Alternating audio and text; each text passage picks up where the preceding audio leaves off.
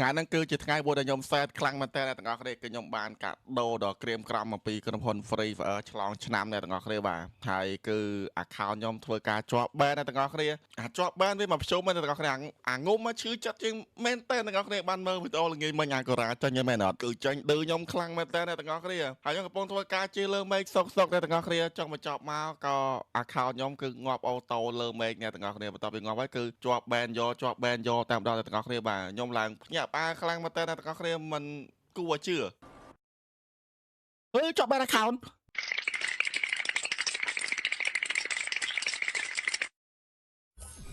អឺ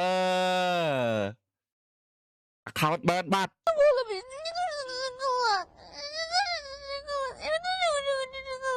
និយាយរួមទាំងអស់គ្នាតាំងពីខ្ញុំលេង3-4ឆ្នាំមកទាំងអស់គ្នានៅលើ PC ហើយនេះក៏ជា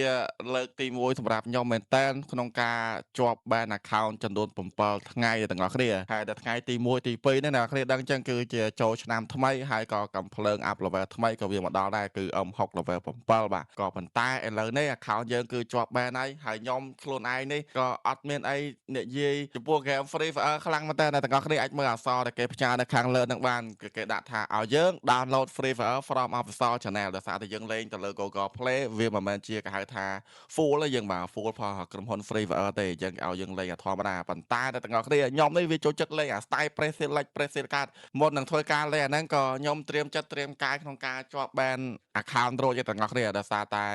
ល្ងាចមិញគ្នាខ្ញុំក៏លេងម្នាក់ដែរ Pro Santo ក៏ជាប់ ban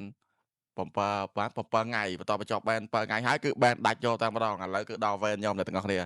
ប៉ុន្តែអីហេខ្ញុំបានឲ្យក្រុមហ៊ុនគេហ្នឹងដោះស្រាយឲ្យខ្ញុំអ្នកទាំងអស់គ្នាគេកំពុងធ្វើការមើលឲ្យឬក៏ដោះស្រាយឲ្យយើងតែម្ដងបងប្អូនយើង